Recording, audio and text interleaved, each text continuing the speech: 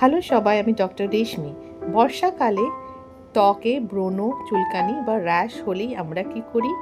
দিদা ঠাকুমার টোটকা শুরু। কিন্তু সব টোটকা কি সত্যি ত্বকের জন্য ভালো?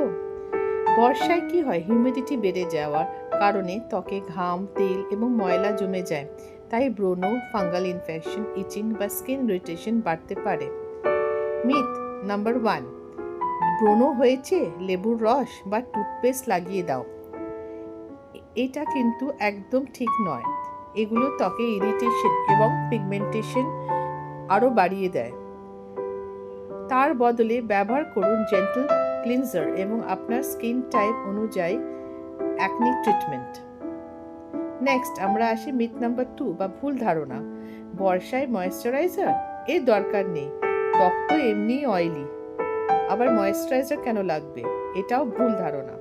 ত্বক অয়েলি হলেও হাইড্রেশন কিন্তু খুবই দরকার। আপনার জন্য light weight non comedogenic moisturiser বেশি উপযুক্ত। মিথ নাম্বার 3 বা 3 নম্বর ভুল ধারণা। মেঘলা দিন তাই সানস্ক্রিন লাগানোর কোনো দরকার নেই।